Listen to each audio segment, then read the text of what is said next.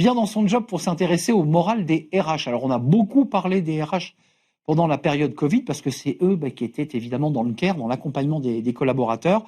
On parle moins des RH et pourtant ils accompagnent et pourtant ils travaillent. On en parle avec vous, Vincent Chevillot. Bonjour Vincent. Bonjour. Ravi de vous accueillir, directeur général de Gérézo. Alors Gérézo vient assez régulièrement, la marque en tout cas, parce que vous êtes à la fois un organisme de formation, mais aussi un éditeur. Et avec des livres qui sont souvent très intéressants. Parlons de votre étude nationale, de ce baromètre, 6e baromètre. Comment vont-ils, nos RH ? Eh bien, si vous avez regardé les chiffres qui ont été publiés officiellement à partir du 21 janvier, le moral n'est pas excellent. En fait, à peine la moitié se disent avoir un moral bon ou très bon. C'est en recul de 10 points par rapport à l'année dernière. Donc, 13 ans de cela. Et si on s'intéresse aux DRH et aux responsables RH, ils sont même qu'à 43%. En chute de près de plus de 10 points aussi par rapport à l'année dernière. Ceux qui portent la stratégie RH, c'est la question que vous posez, sont-ils en train de décrocher ? Et là, on a une chute de 14 points. C'est cela. Qu'est-ce qui se passe ? Est-ce que les entreprises sont percutées par le contexte international, par le marasme économique français, par l'IA ? Qu'est-ce qui se passe ? Un peu tout cela, en fait, c'est un enchaînement et un cumul de missions nouvelles. Alors, on a eu le Covid, qui a été un élément très important où les RH ont vraiment été en premier plan. Donc, ça a été une charge de travail très, très importante. On a rajouté à cela de l'économie qui allait bien pendant les 2-3 années post-Covid, avec des recrutements importants, avec besoin d'engager les nouveaux employés, les nouveaux collaborateurs. Mais maintenant, nous sommes dans une phase économique qui se porte moins bien. Et donc là, on est sur de la réorganisation, sur des plans sociaux. Et donc, nécessairement, tout cela pèse sur le moral des RH. Votre baromètre, cette étude nationale qui est vraiment passionnante, parle aussi non pas d'une rupture, mais quand même d'un écart générationnel. C'est quoi cet écart ? Comment vous l'expliquez ? Comment vous l'analysez ? Alors, sur cette étude, il y a plusieurs aspects où il y a des écarts importants sur l'aspect générationnel. Le premier axe, c'est bien sûr sur l'intelligence artificielle. Voilà, les juniors, ou en tout cas les moins de 30 ans, sont plutôt optimistes par rapport à l'utilisation de l'intelligence artificielle, ce que je trouve assez paradoxal, puisque ça sera la génération qui sera probablement la plus touchée par rapport aux plus de 50 ans, qui, eux, sont plutôt méfiants par rapport à l'intelligence artificielle. Mais ils sont nés avec un téléphone portable, un ordinateur. C'est cela, c'est ce qu'on appelle les digital natives. Ils sont à l'aise avec tout cela, ils l'utilisent depuis un moment, et donc, voilà, pour eux, c'est assez naturel d'y aller. Dans les écarts, c'est aussi par rapport au moral. Le moral est plutôt meilleur chez les moins de 30 ans, mais plus fragile.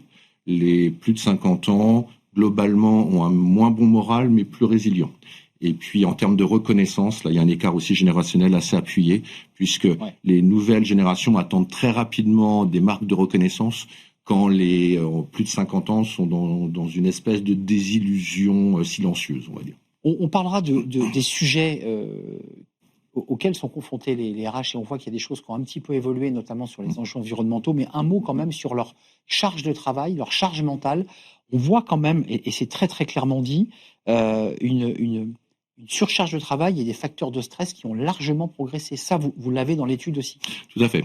Pour les raisons dont je vous parlais, parce qu'il y a aussi les obligations réglementaires qui sont lourdes au niveau des RH. Les partenaires sociaux. Il y a justement, là nous sortons d'une période de négociation annuelle obligatoire, donc avec les partenaires sociaux. Les rémunérations.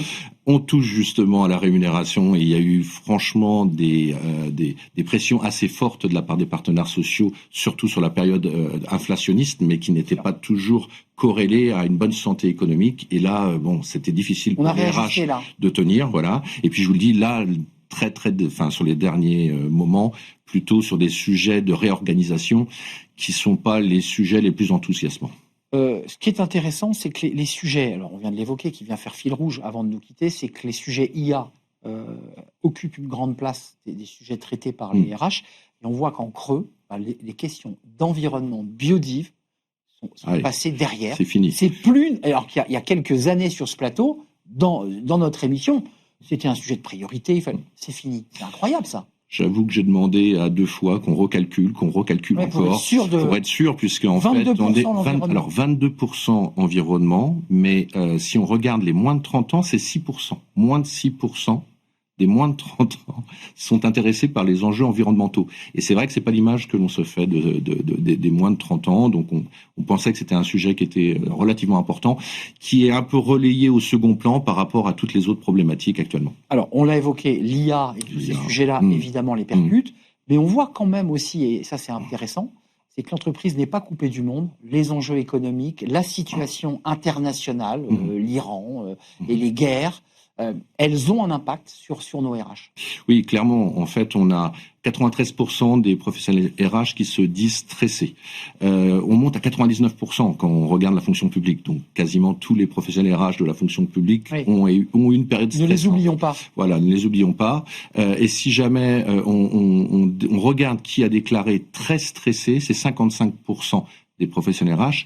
Mais tout cela fait partie aussi d'un environnement global. L'environnement politique, économique au niveau international et national, c'est vrai que c'est anxiogène et donc les professionnels RH ne sont pas hors sol, ils ont aussi cette problématique de stress.